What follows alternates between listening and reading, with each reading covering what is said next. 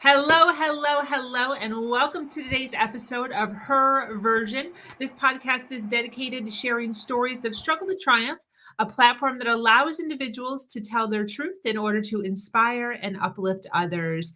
For those of you that are new to this podcast and like content like this, make sure you hit that subscribe button. Make sure you follow, like, and share. I am your host, Sabrina Victoria. Let's jump right in.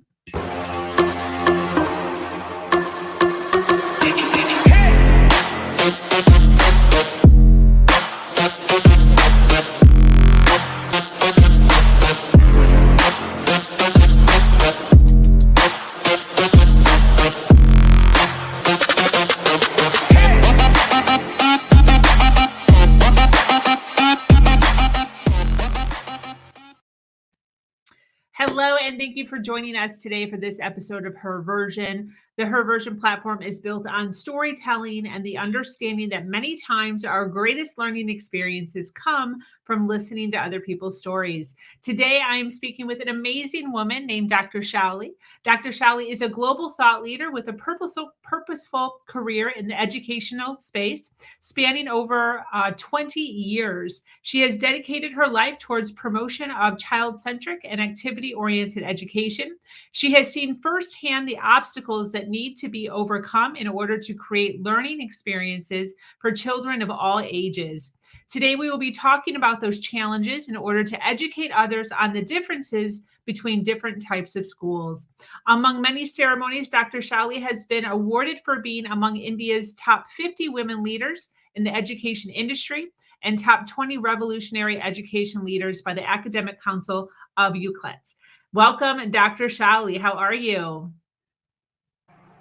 Thank you so much, Sabrina, for this wonderful and warm introduction of yours. Yes, I'm doing well. In fact, I'm doing fantastic, I must say. I hope that you are doing well. Yes. Yes, thank you so much. And I appreciate you taking the time. I know there in India, it's a little bit late. So I hope you've eaten dinner already. Not too late. It's just 7:30. It's So 7:30 p.m. in India. awesome, awesome. Well, thank you so much for taking some time out of your day to hang out with us here and to share, your insight on this topic. I'm actually really excited to kind of dive into, some of the things that you have to talk about regarding this topic and the journey that you've been through in your life. I'd love to kind of just open it up and just kind of start with one of the biggest challenges that you have had in your life? Well, what a wonderful way to begin the conversation, I must say, Sabrina. Challenges and obstacles and stumbling blocks, they are something that, we cannot just do away with. Challenges are integral to our lives and they are inevitable in our lives.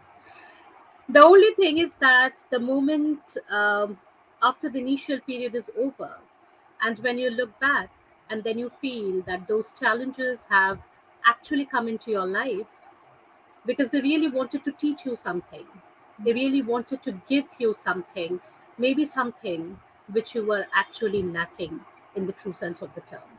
So, coming back to my greatest challenge in life, well, Sabrina, I would just like to take you back to maybe 23 years back when I started, you know, uh, my teaching career in an international school of repute in West Bengal with a lot of dreams and aspirations, to create a real world of difference around me and how education would really impact and influence people's lives and how I could really touch their lives in a meaningful manner. So, with a lot of dreams and aspirations, I actually stepped into the domain of teaching 23 years back.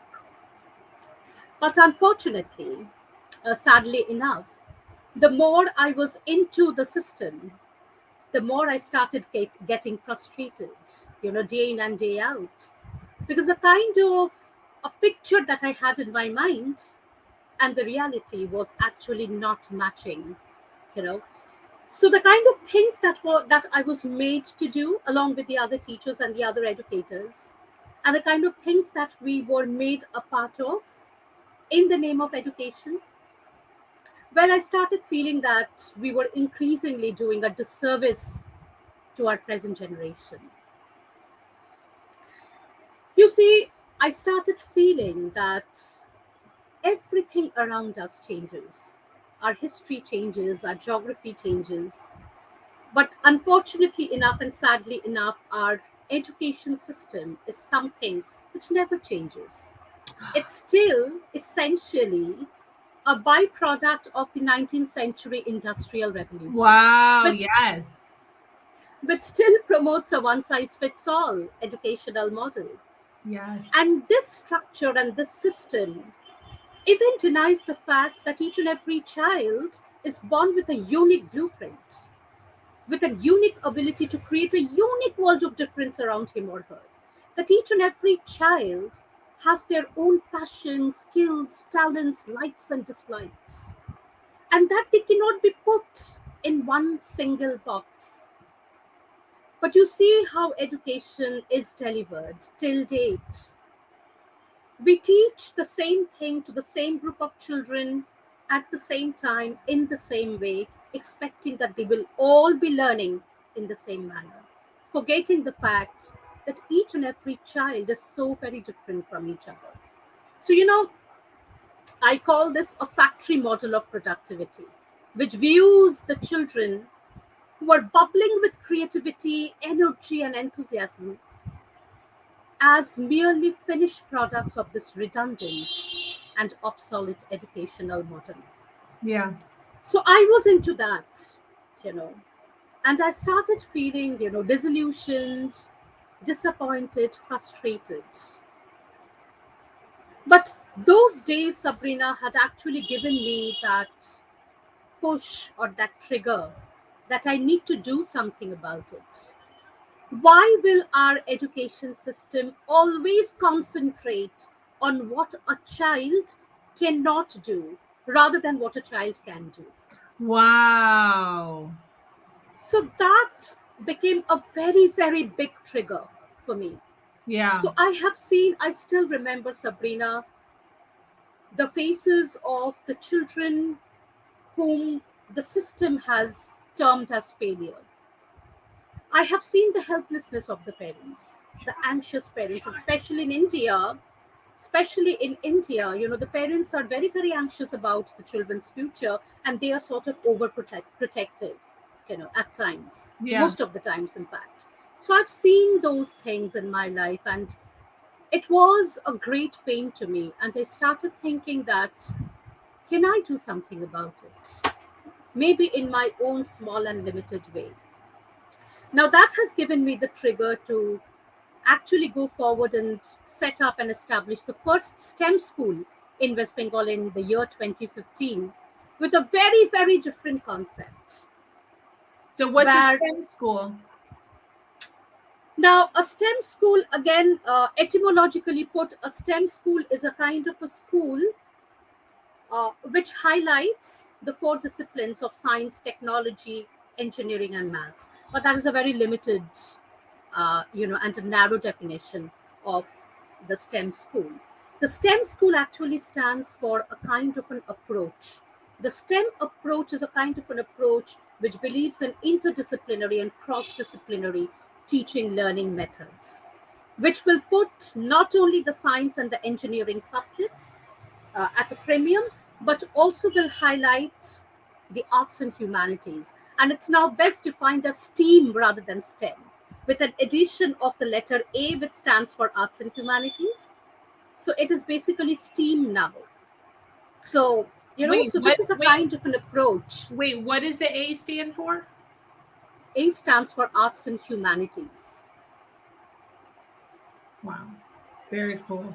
So So you see, I want to ask, when you were in school, when did you start to kind of recognize that this was an issue? Was this in high school? Was this in college? When did you yourself kind of start to recognize that the way that they're teaching is not conducive to the way that people are?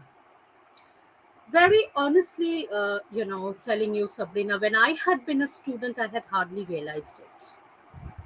Okay. When I had been a student in my life, I had hardly realized it.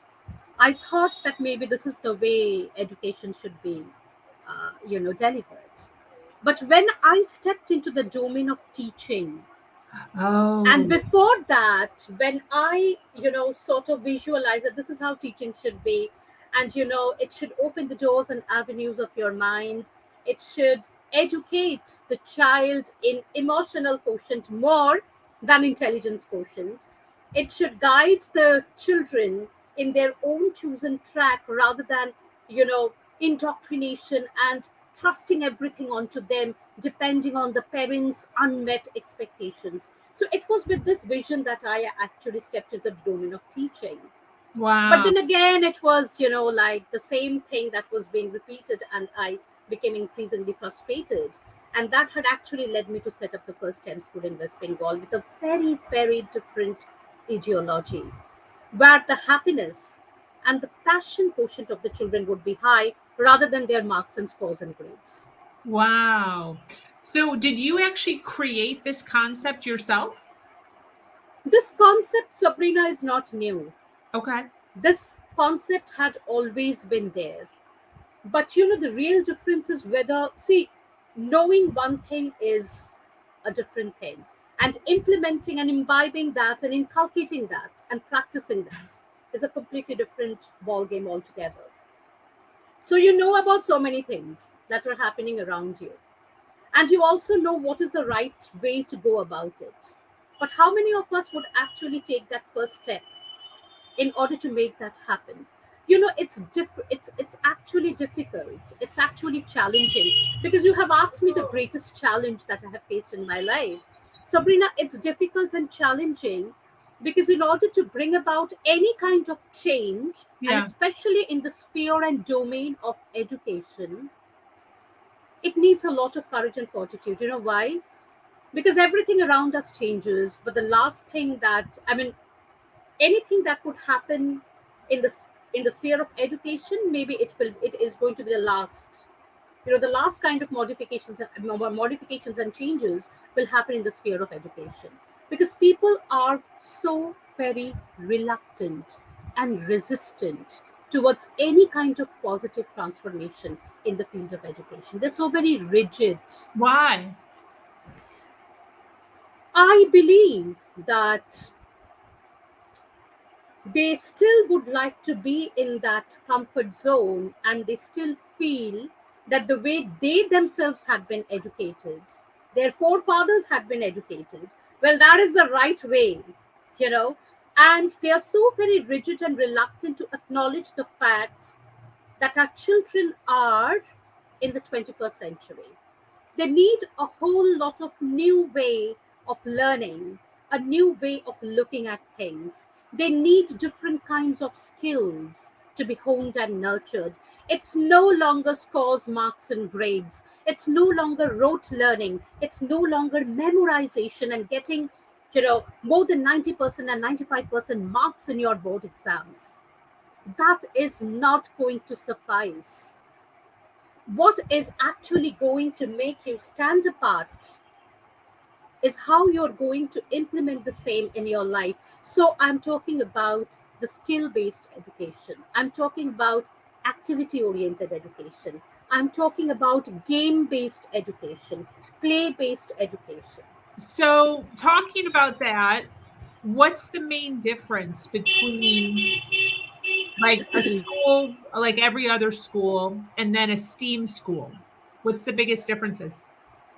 Well, as I told you, Sabrina, a STEAM school is basically a kind of an approach. It's a different approach. It's a different ideology. It does not believe that it has to train and educate the children just to make them fit and proper so that they can get good scores and marks.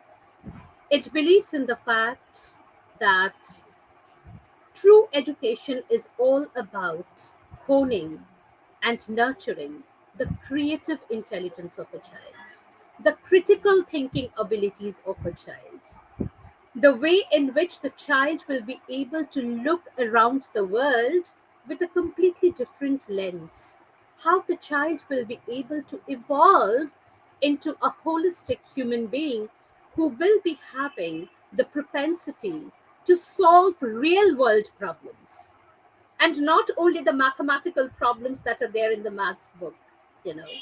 So they will be in a position to solve the real world problems. And hence, in order to do that, they would be trained to look at the world with a completely different lens and with a completely different perspective. How to solve problems, how to make decisions, how to have those creative intelligence alive in a child.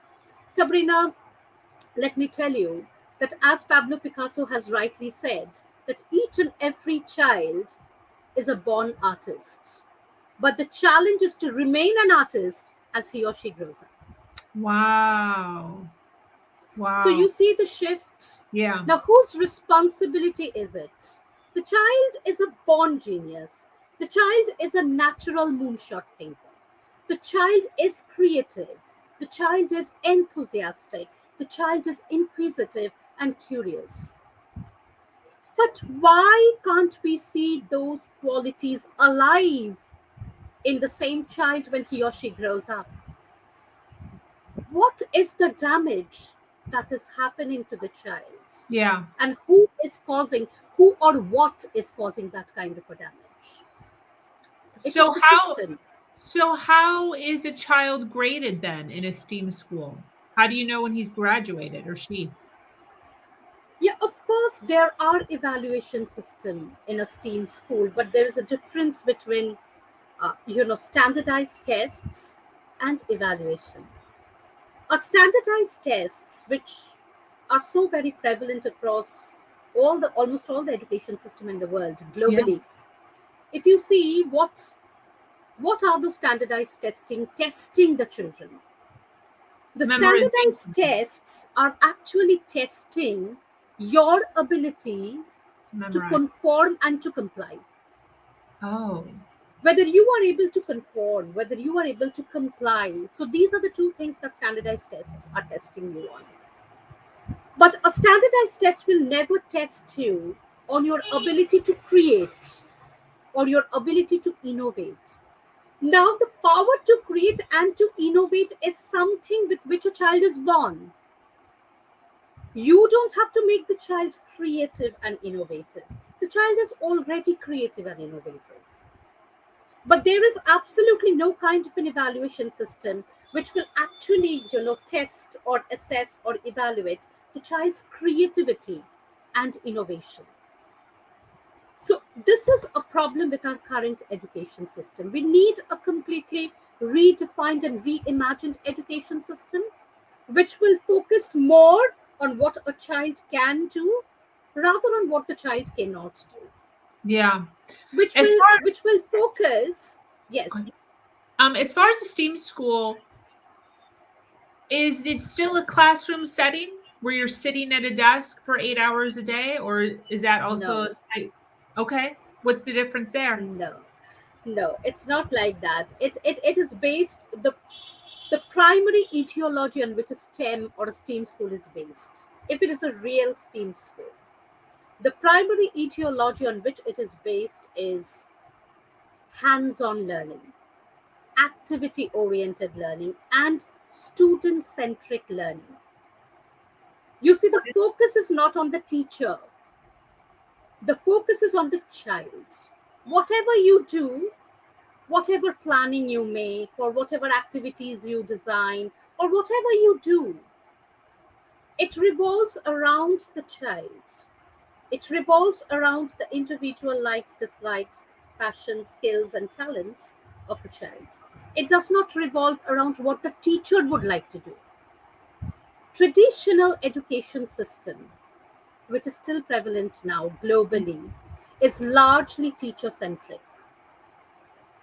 But a STEAM approach is student centric, where you put the child or the student or the learner at the center of all your decisions. So, whatever you would like to do, you would first keep the child at the center and you will take your decisions primarily based on that. This is the difference. It's a basic But difference. if you have a classroom full of 20 students, how do you do that with 20 people? The first thing that a 21st century educator has to keep in mind is that you may have 20 children, you may have 30 children, may have 50 children in your classroom, but they all are different from each other. They all have their unique learning style, they have their unique learning demands and needs. They learn in different way. Some are auditory learners, some are visual learners, Yeah. some are kinesthetic learners. There are some learners who need to move around in order to learn. We generally, in traditional method, we generally term them as children who are creating a lot of chaos and disturbance in the class. Yeah. The troublemakers, you Yeah. see. And hence they need to be punished. And hence they need to be cornered, Yeah. so that everybody is quiet. So Yeah. this is how a traditional teaching is done. But it's so wrong, you see. So the children who are actually moving around or who are fidgeting and you are getting distracted by them, you have to understand that these are kinesthetic learners. They need to move around in order to learn. They cannot sit still at one particular place Yeah. and they cannot have their learning done. In fact, Sabrina, none of the children can actually learn by sitting at a particular place for a very long time. It's a torture for them. We Wow. tend to reward a child if the child can sit for a very long time Yeah. without making any kind of movement and sitting just like a statue looking at you and paying attention to you. But please understand, the child is not designed, the brain of a child is not designed in that way that a child can sit for a very long time and pay attention to whatever you are saying or doing. Do If you you still feel that the child is doing that, well, Yeah. let me tell you that the child is pretending Got to it. pay attention. The child is not paying attention at all. Got it. Are we still like that as adults, but we've just been trained? We are very much like that as adults. As adults. See, So it has got a lot of. we also want to be like standing and moving and Absolutely so, Sabrina. As an adult, say for instance, you are there in a you're working somewhere, right? yeah, yeah. You are working on a particular presentation, a very important presentation, for your corporate meet. How long can you sit with that particular presentation? 1 hour, 2 hours, 3 hours at a stretch? You can't. You need a brain break. That is so very essential. You cannot give your 100% productivity if you're sitting for 3 hours at a stretch doing the same thing and thinking that you are putting in 100% productivity into that. No, you can't. You need to maybe walk around, or you need to take that much needed break, and that break can be anything. It depends on what kind of breaks work for you. Got It it. can just be a walk, it can just be going out and having a chat with your colleagues and then coming back. It can just be sitting quietly, mindfully, meditating maybe for 2 to 3 minutes and then coming back to your work. So it can be anything.